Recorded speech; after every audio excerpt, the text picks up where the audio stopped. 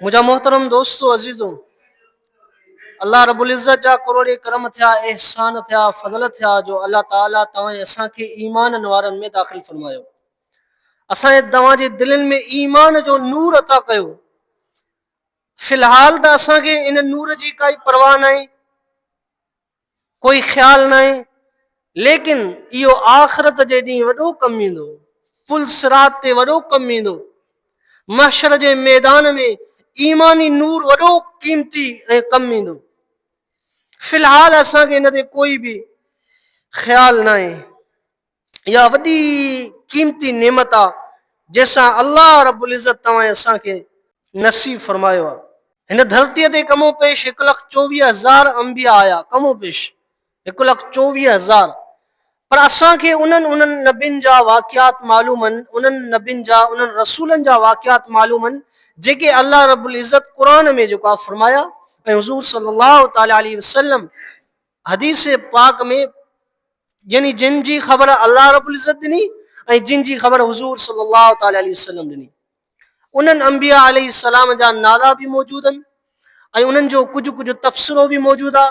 सिर्फ़ इन जे करे जो अल्लाह रब्बुल इज़्ज़त पंहिंजे महबूब मोहम्मद सल्लल्लाहु तआला अलैहि वसल्लम खे तसल्ली ॾियनि पिया त सिर्फ़ तव्हां न बल्कि जेके इन दुनिया में आया आहिनि ऐं दीन जी महिनत कई आहे, उन्हनि खे तकलीफ़ां बि मिलियूं आहिनि ऐं उन्हनि ते सब्र बि कयो आहे।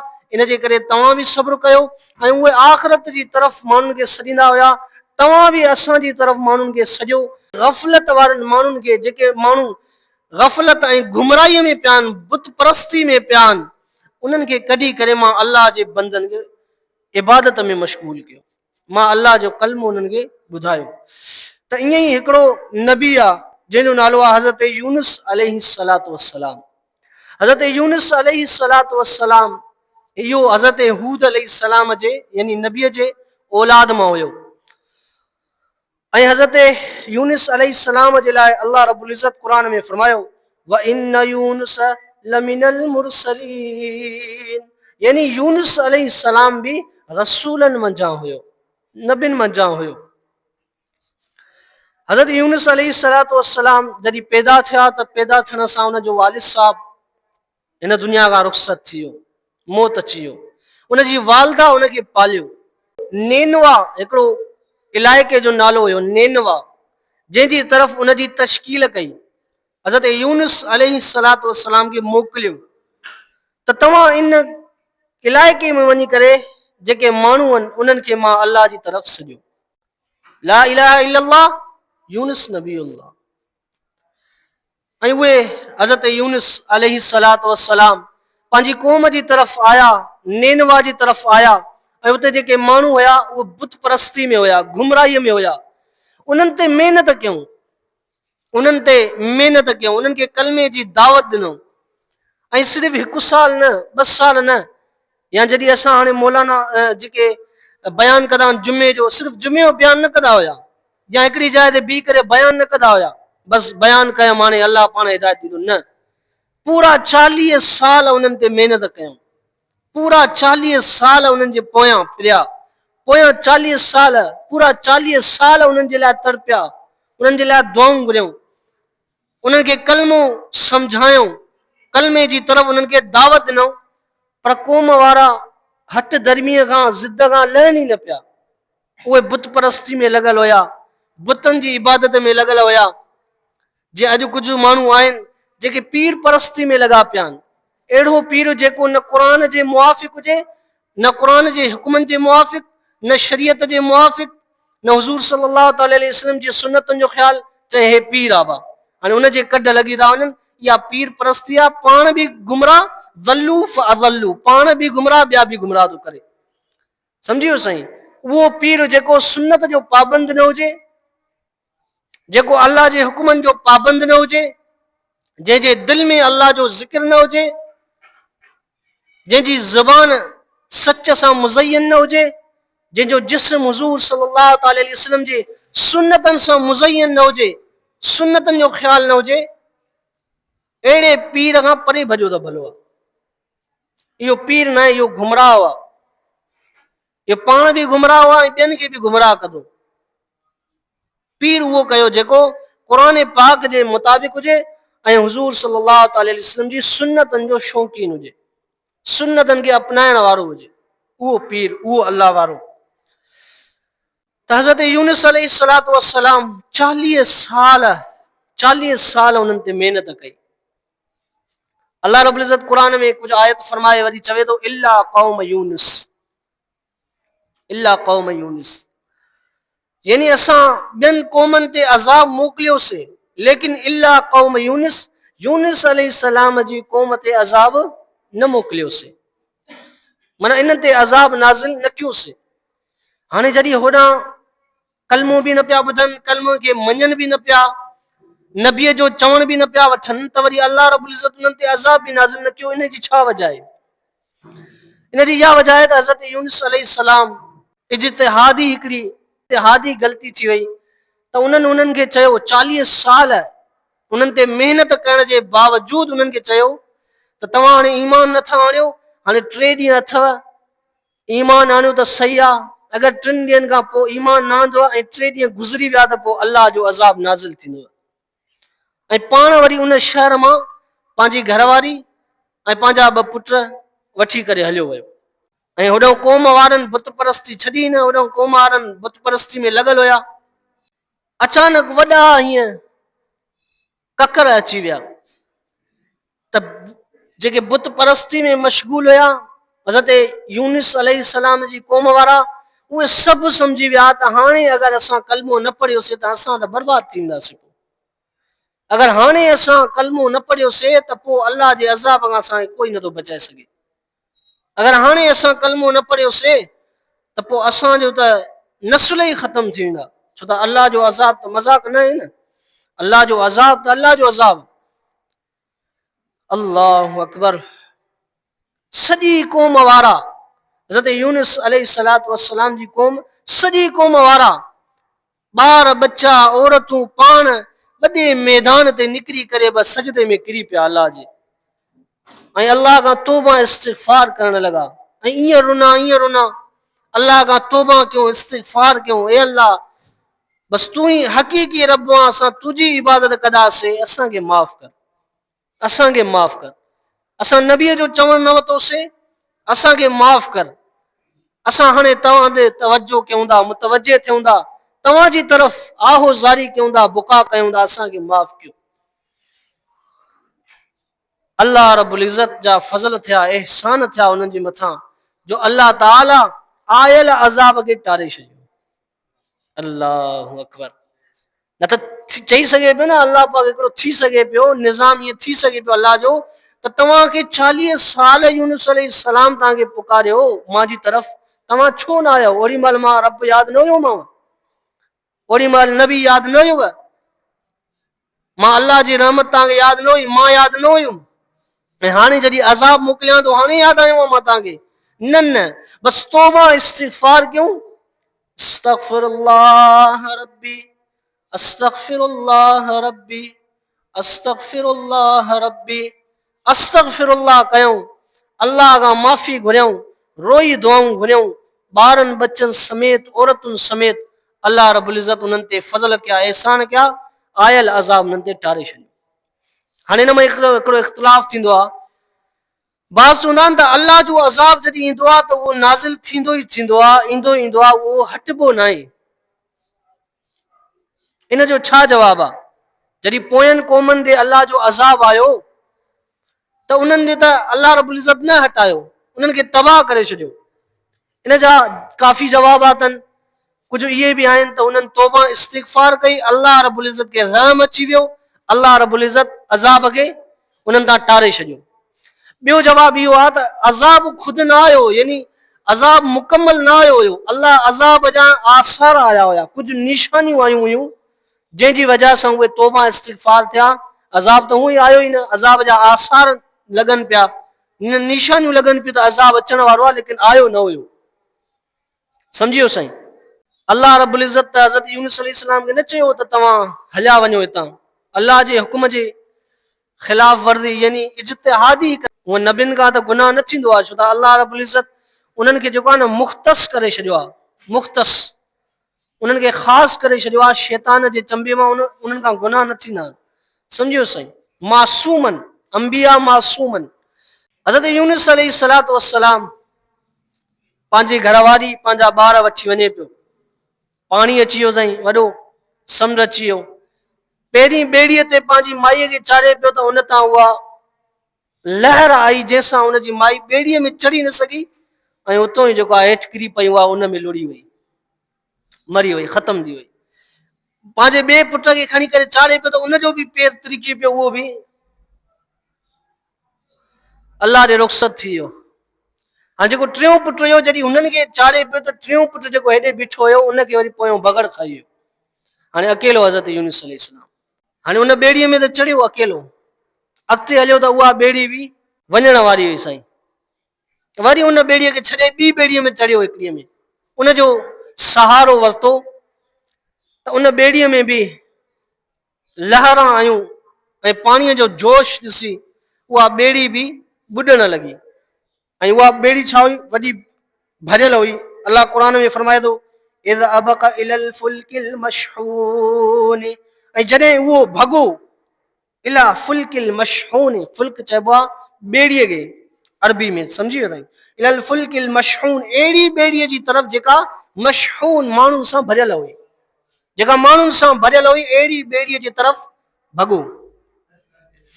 जॾहिं उन में चढ़ियो, अल्लाहु अकबर, त उनजो मालिक जेको हुयो उन चयो चई हाणे हिन में कोई भॻल बानो आयो आहे पंहिंजे रब खां, जेसीं ताईं उहो हिन ॿेड़ीअ मां न लहंदो इहा ॿेड़ी गर्क थी वेंदी, उन जी वजह सां असां सभु बि गर्क थी वेंदासीं। हाणे बहितर आहे त उहो निकिरी वञे। ऐं हज़रत यूनुस अलैहिस्सलातु वस्सलाम ॿ रिवायतूं, पहिरीं रिवायत त इहा उन मां निकिरी वियो, उनखे ख़बर हुई त भॻल मानो मां ई आहियां, यानी अलाह रब्बुल इज़्ज़त जी इजाज़त खां बग़ैर आयो आहियां, त यानी मां पंहिंजे मौला खां भॻल बानो आहियां, अब्दा ग़ुलाम आहियां। अगरि मां न वयुमि त इहा सॼी ॿेड़ी बुॾंदी, इहे सॼा माण्हू बि बुॾी वेंदा। उन मां जेको आहे त झंप हणी साईं हेठि किरियो। अलाह रब्बुल इज़्ज़त हिकु मच्छीअ खे, वॾी जेका तमामु वॾी मच्छी हुई, उनखे हुकुम कयो, उहा उनखे अंदरि ॻी वई। ॿी रिवायत त उन मच्छीअ जेके ॿेड़ीअ जो वॾो मालिक हुयो उन कुणा कढिया, चई कुणा कढियूं था, जंहिंजो नालो अचे बसि उहो पोइ पाणीअ में जंप ॾे। उनजे हिकिड़े जी जान वेंदी न, बाक़ी सभु बची वेंदासीं। अगरि उहो न हुयो त पोइ त सभु वेंदासीं, हलाक थी वेंदासीं।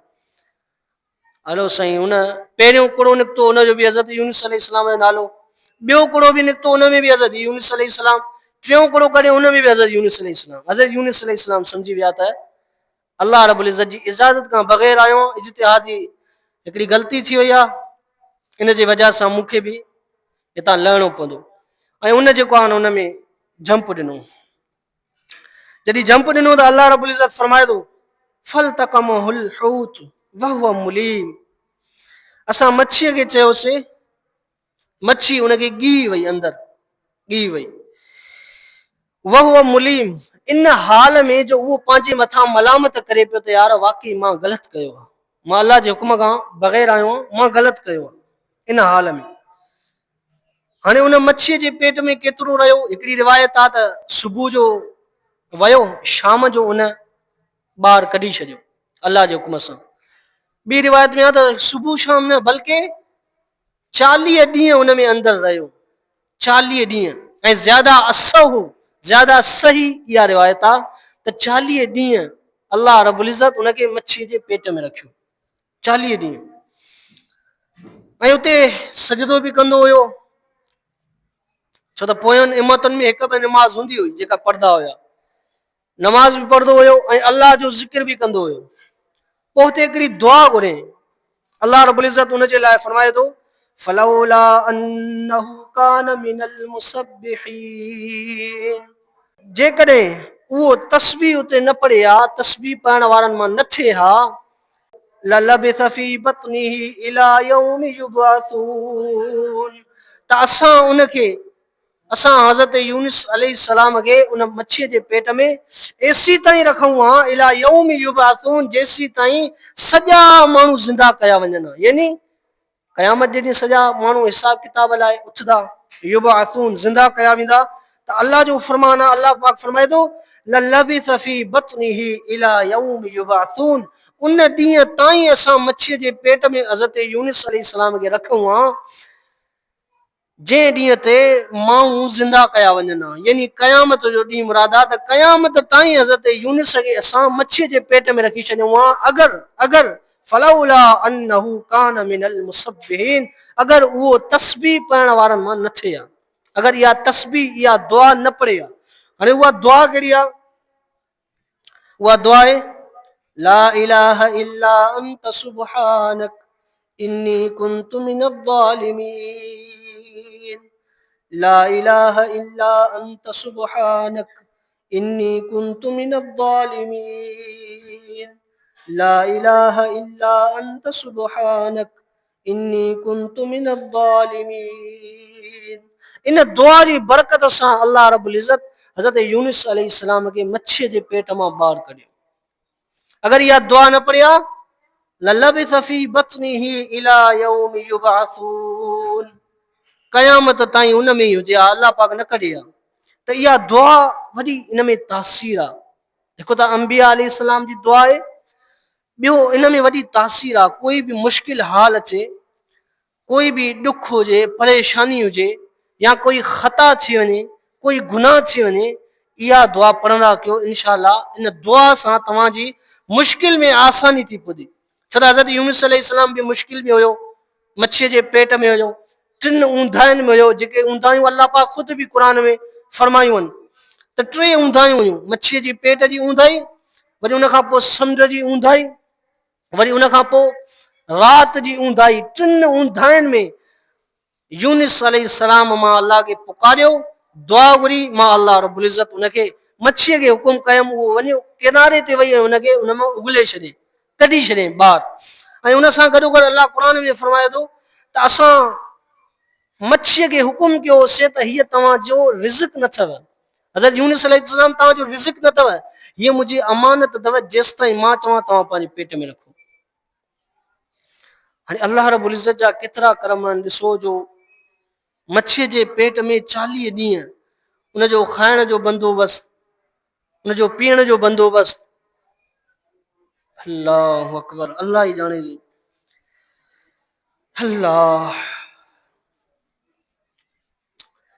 अल्लाह रब्बुल इज़्ज़त क़ुर में फरमाए थो, जॾहिं असां हुकुम कयोसीं मच्छीअ खे त मच्छीअ कयो फनबज़नाहु बिल अराई वहु सक़ीम, यानी हिकु चटियल मैदान ते किनारे ते वञी उन मच्छी उनखे कढियो, वहु सक़ीम, इन हाल में जो उहो कमज़ोर थी चुको हुयो, बीमार थी चुको हुयो, मच्छीअ जे पेट में रही करे कमज़ोर थी चुको हुयो, बीमार थी चुको हुयो। वअंबतना अलैहि शजरतम मिन यक़तीन, ऐं अल्लाह रब्बुल इज़्ज़त फरमाए थो वरी असां वअंबतना, असां उगायोसीं, माना उते वण हयोसीं, उन जे शजरतन, हिकिड़ो वण हयोसीं जंहिंजे हिकिड़ी वल मां, जंहिंजी हिकिड़ी छांव मां बि उहो फ़ाइदो हासिल कंदो हुयो, ऐं उन मां ॿियो बि कुझु फ़ाइदो हासिल कंदो हुयो। ऐं इहो लिखियो अथऊं त इहो वण या मुंहिंजे वल जेका आहे उहा कद्दूअ जी वल आहे, सम्झी वियो साईं, तफ़सीर में ईंदो आहे। ऐं उते रिवायत में मां पढ़ियमि त उते हिकिड़ी ॿकरी ईंदी हुई जेका हज़रत यूनुस अलैहिस्सलाम खे अची करे, छो त ॿियूं शयूं त मौजूदु न हुयूं, काई शइ बि न हुई, हज़रत यूनुस अलैहिस्सलाम ॾे पंहिंजे पैगंबर ॾे अल्लाह रब्बुल इज़्ज़त ॿकरी मोकिलींदो हुयो, जेको अची करे उनखे खीर पीआरींदी हुई, उन मां खीर पीअंदो हुयो, उहा ॿकरी हली वेंदी हुई, वरी पंहिंजे टाइम ते अची वरी उनखे खीर पीआरींदी हुई, एसी ताईं जो उहो थोरो तंदुरुस्त थियो, एसी ताईं जो उहो थोरो तंदुरुस्त थियो। उन खां पोइ छा थियो, अल्लाह रब्बुल इज़्ज़त फरमाए वरी असां हुकुम कयोसीं त उन ई क़ौम ॾे वञ, ॾाढा तूं मोटी आयो आहे। हाणे हज़रत यूनुस अलैहिस्सलाम जे ख़्याल में छा हुयो त क़ौम त तबाह थी चुकी हूंदी, क़ौम त ग़रक़ थी चुकी हूंदी, छो त हज़रत यूनुस अलैहिस्सलाम जेसि ताईं हुयो उन्हनि ईमान न आंदो, उहे बुत परस्ती में रहिया। उन खां बाद में अल्लाह खे पुकारियो जो अल्लाह रब्बुल इज़्ज़त उन तां आयल अज़ाब बि टारे छॾियो। अल्लाह रब्बुल इज़्ज़त फरमाए थो वअरसलनाहु इला मियति अल्फिन औ यज़ीदून, असां उनखे मोकिलियोसीं अहिड़ी क़ौम जी तरफ़ जेका 1 लख हुई, औ यज़ीदून, या 1 लख खां बि वधीक हुई। हाणे हिन में अकुल वारा जेके जेके हुया, यानी अक़लमंद ऐं बालिग़ औरतूं मर्द उहे मिलायूं त 1 लख थिए थो। अगरि ॿार ऐं कुराड़ा जेके आहिनि उन्हनि खे असां हिन में मिक्स कयूं, या जेके मजनून हूंदा आहिनि नाक़िसुल अक़ल हूंदा आहिनि, उन्हनि खे असां हिन में गॾायूं त पोइ इहे वञी तक़रीबन 2 लखनि जे वेझो थींदा, पर 2 लख न थींदा, वेझो थींदा 2 लखनि जे। छो त यज़ीदून जो जेको सीगो आहे न, इहो इतला थो करे त माना 1 लख खां थोरा वधीक हुया, सम्झोसि। अल्लाहु अकबर। ऐं क़ौम वारनि जी तरफ़ जॾहिं उहो हज़रत यूनुस अलैहिस्सलाम आयो त क़ौम वारा सॼा उन क़ौम हज़रत यूनुस अलैहिस्सलाम जे इस्तक़बाल लाइ बीठा हुया, इस्तक़बाल लाइ। छो त उहे पहिरियों वॾा शर्मिंदा थिया, बुत परस्ती छॾी, अल्लाह रब्बुल इज़्ज़त जी तरफ़ आया, तौबा इस्तिग़फ़ार कई, अल्लाह रब्बुल इज़्ज़त उन्हनि जे अज़ाब हटायो। उन खां पोइ जॾहिं नबी उन्हनि ॾे मोकिलियो त वरी उन्हनि बीह करे सॼनि मर्द औरतनि ॿार बस्तीअ जे बीह करे जॾहिं हज़रत यूनुस अलैहिस्सलाम अचनि पिया, उनजो इस्तक़बाल कयो। इन मां इहा बि मालूम थिए थी त तव्हां पहिरियों महिनत कयो, उथंदे साईं दीन जो कम में तव्हां ईअं न चओ त असांजो इस्तक़बाल थिए, माण्हू असां सां मोहबत कनि, माण्हू असांखे इज़त ॾियनि। न न, हाली इन शइ खे तव्हां छॾे ॾियो। घणा साल महिनत कई साईं? 40 साल महिनत कई, 40 साल उन्हनि खे अल्लाह जी तरफ़ सॼे। उन खां बाद बि न थिया ईमान वारा, जॾहिं अल्लाह जो अज़ाब ॾिठो पोइ ईमान आंदो। त इन मां ख़बर पई त हज़रत यूनुस अलैहिस्सलाम जे अगरि हथ में हुजे हा न त पहिरें ई ॾींहं ते हर हिक खे हिदायत ॾेई छॾे हा, उहे अचनि हा कलमो पढ़नि। अल्लाह जे रसूल सल्लल्लाहु अलैहि वसल्लम जे हथ में हुजे हा, अल्लाह जे रसूल पंहिंजे चाचे अबू जहल खे ॾे हा, हालांकि उनजो नालो ॿियो हुयो। अबू जहल इन करे चवंदा आहिनि त वॾो जाइलनि जो, माना जेके बि जाइल आहिनि सभिनीनि जो अबू आहे तूं, छो त तूं सॼियूं वाज़े निशानियूं ॾिठियूं हुज़ूर सल्लल्लाहु अलैहि वसल्लम जो, पोइ बि ईमान न आंदो। ऐं वॾो हकम हुयो, हकम ॿुधो था, यानी जज हुयो, वेही करे फैसला कंदो हुयो, ऐं अहिड़ा फैसला कंदो हुयो ज़बरदस्त। पर जॾहिं हुज़ूर सल्लल्लाहु अलैहि वसल्लम दावत ॾिनी, दावत न क़बूल न कयूं, अञा अज़ियतां ॾिनऊं, पत्थर आयूं, तब्बत यदा अबी लहब व तब, त पत्थर आयूं। हज़रत यूनुस अलैहिस्सलाम अचनि था, क़ौम वारा इस्तक़बाल में बीठा आहिनि। अल्लाह पाक अॻिते फरमाए थो, फ़आमनू फ़मत्तअनहुम इला हीन। उन क़ौम वारनि जॾहिं ईमान आंदो न, पोइ अल्लाह पाक फरमायो त अगरि ईमान आंदो हाणे हलाक कयानि बसि। अल्लाह पाक चयो न, फ़मत्तअनहुम इला हीन, असां उन्हनि खे पोइ छॾे ॾिनोसीं, बसि हिकिड़े मुक़रर वक़्त ताईं छॾे ॾिनोसीं, ऐं उन्हनि खे चयोसीं हाणे तव्हां भले ज़िंदगी गुज़ारियो, यानी अज़ाब नाज़िल न कयोसीं, उन्हनि खे अञा वक़्तु ॾिनोसीं, ढिल ॾिनीसीं त सही आहे, हाणे तव्हां ईमान आंदो आहे, हाणे तव्हां नेक अमल कयो। त उन्हनि खे सॼनि खे ग़रक़ अल्लाह पाक न कयो, इला क़ौम यूनुस मां बि इहा मुराद आहे त सभिनी ॿियनि क़ौमनि ते जेके नाफ़रमानियूं वारियूं हुयूं उन्हनि ते अज़ाब नाज़िल थियो, इला क़ौम यूनुस, हज़रत यूनुस अलैहिस्सलाम जी क़ौम ते अज़ाब नाज़िल न थियो। इहा हज़रत यूनुस अलैहिस्सलाम जी जेका अल्लाह रब्बुल इज़्ज़त हुज़ूर सल्लल्लाहु तआला अलैहि वसल्लम खे, पंहिंजे पाक पैगंबर खे इहा क़ौम वारनि जी हालत ॿुधाई, हज़रत यूनुस अलैहिस्सलाम जी ॿुधाई। अगरि अल्लाह रब्बुल इज़्ज़त हुज़ूर सल्लल्लाहु अलैहि वसल्लम खे इन जे बारे में न ॿुधाए हा त अॼु असांखे इहा बि ज़हन में न हुजे हा त को हज़रत यूनुस बि कोई नबी आहे। हाणे 1 लख कमो पेश 24,000 नबी आहिनि, अलाए काथे काथे विया, अलाए कहिड़ा कहिड़ा नाला आहिनि, अलाए कहिड़ा किथे किथे दफ़न आहिनि, काई शइ तव्हां असांखे ख़बर न आहे, काई शइ ख़बर न आहे, कहिड़ी कहिड़ी हुन में विया। उहा शइ ख़बर आहे जेका अल्लाह रब्बुल इज़्ज़त ॿुधाई, हुज़ूर सल्लल्लाहु तआला अलैहि वसल्लम ॿुधाई। अल्लाह रब्बुल इज़्ज़त तव्हां असांखे बि तौबा इस्तिग़फ़ार करण वारो बणाए। दुनिया जी ज़िंदगी तमामु थोरी आहे, इंसान हूंदो आहे न पहिरियों वॾी मस्तनि में हूंदो आहे, अल्लाह यादि न हूंदो आहे, पर जॾहिं बीमार हूंदो आहे ऐं जॾहिं हिते अची करे साह जो जॾहिं आलो लॻंदो आहे अस्पताल में, पोइ इंसान खे ख़बर पवंदी आहे त मुंहिंजी जवानी काॾे वई, मुंहिंजी ज़िंदगी काॾे वई। जॾहिं बेड ते पियो हूंदो आहे ऐं मथां माण्हू बीठा हूंदा आहिनि ऐं होॾां सकरात हलंदी आहे ऐं माण्हू चवंदा आहिनि हिक ॿिए खे त हा बसि हाणे वञण वारो आहे साईं, बसि ख़बर खोटियोसि, ऐं हर हिक खे रिश्तेदारनि कंदा दॿा आख़िरी वक़्तु अथसि, ऐं जॾहिं वसियत कंदो आहे आख़िरी वक़्त में त हीअ शइ हीअं कजो, हीअ शइ, पोइ ख़बर पवंदी इंसान खे त मां छा कयुमि इहो, फ़िलहाल ख़बर न पवंदी। इन जे वजह सां अल्लाह रब्बुल इज़्ज़त फरमायो अकुल वारा उहे आहिनि जेके पहिरियों शइ इहे ॼाणनि।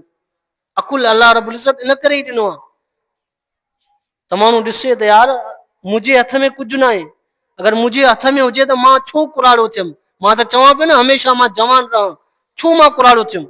अगरि मुंहिंजे हथ में हुजे हा त मां त सिहतमंद हुजां, मां चवंदुमि त मुंहिंजा गोॾा वेहिजी वञनि ऐं मां व्हील चेयर ते घुमां, मां त न चवंदुमि ईअं, मां त ईअं न चवंदुमि कॾहिं बि त माण्हू खणी करे मूंखे हीअं हेॾां बि कुल्हे ते हेॾां बि कुल्हे ते खणी करे हलाइनि। मां त चवंदुमि मूंखे तंदुरुस्ती हुजे, मूंखे ताक़त हुजे।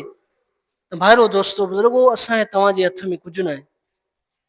अलाह रब्बुल इज़्ज़त वरी असांखे आख़िरत जी तरफ़ उथारींदो ऐं अलाह रब्बुल इज़्ज़त असांजे तव्हांजे सीननि खे चेक कंदो, दिलि खे चेक कंदो, कहिड़ी तौहीद खणी आया आहिनि, कहिड़ो ईमान खणी आया आहिनि, कहिड़ा अफ़ाल करे आया आहिनि। पोइ हुते अमाल नामो ॾेखारिबो हर हिक खे। इक़रा किताबक कफ़ा बिनफ्सिक, पढ़ इहो किताब पंहिंजो, ॾिस त तूं कहिड़ा कारनामा कया आहिनि, इहो तुंहिंजे लाइ काफ़ी आहे। ॾिस हाणे उते ॾिसी इंसान रोइण खां सवाइ, हसरत करण खां सवाइ बि कुझु न थींदो। इन खां बहितर इहो आहे इंसान दुनिया में ई हाणे ई जवानीअ में ई अलाह खे राज़ी करण वारा अमाल करे। व आख़िर दावाना अनिल हम्दुलिल्लाहि रब्बिल आलमीन। दुआ अल्लाहुम्मा सल्लि अला सय्यिदिना मुहम्मद व अला आलि सय्यिदिना मुहम्मद व बारिक वसल्लम कमा तुहिब्बु व तरदा अदद मा तुहिब्बु व तरदा। ए अल्लाह, असांजी ज़ुबाननि में एतिरी तासीर न आहे जो असां तव्हांजे बंदनि खे तव्हांजे क़रीब करे सघूं। या अल्लाह, इन्हनि बंदनि खे पंहिंजे क़रीब पाण कयो, असांजे दिलनि खे बि पंहिंजे क़रीब पाण कयो। ईमान जो नूर नसीब फरमायो, ईमान जी चाशनी नसीब कयो। ए अल्लाह, हिदायत अता फरमा। असां कमज़ोर ऐं लाचार आहियूं, सवाइ ॿुधाइण खां, सवाइ चवण खां कुझु नथो थी सघे। आमीन।